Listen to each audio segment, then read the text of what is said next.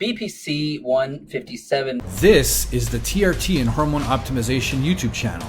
And if you want to learn all about the science-based information on this topic, consider subscribing, hit that notification bell, and you'll be on your way. BPC-157 is a regenerative peptide. It's often used to speed up recovery, to help old injuries repair. I've also used it often for patients that are undergoing surgery and they want to reduce their downtime, and therefore will implement BPC-157 during the post-operative stage, oftentimes when they're going through physical therapy.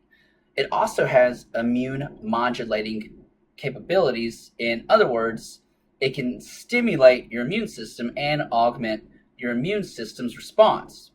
BPC-157 is a 15 amino acid sequence peptide, hence the name pentadecapeptide.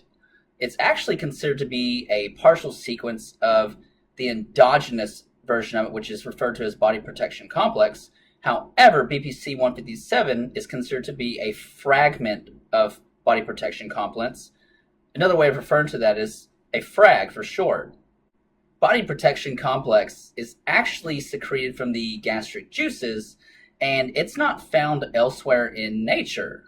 It's actually being studied and evaluated for its efficacy in treating GERD, whether it was induced by NSAIDs or not. It's also being evaluated in the treatment of esophagitis, ulcerative colitis, and even Crohn's. And there's some studies going on evaluating its efficacy in treating burns. BPC-157 can be administered either orally or via subcutaneous injection. Historically speaking, most people say if you want to administer it via subcutaneous injection, you need to place it at the site of injury. That's not necessary. As long as you inject it subcutaneously, it will get systemically absorbed and will exert its positive effects. Now, in regards to dosing, 500 to 750 micrograms daily tends to get the job done for most. Depending on the severity of the injury or for what purpose it is, will determine its duration. Now, for instance, if you're having, let's say, an orthopedic repair, and you're going to be undergoing physical therapy for 4 to 8 weeks, I would say you probably want to administer it shortly after surgery for the duration of the physical therapy. Now, if you want to do it for routine tune-ups, so to speak, no different than getting an oil change every 3,000 to 5,000 miles, I would say do it once every quarter, and you could use that for routine maintenance and immune modulating benefits.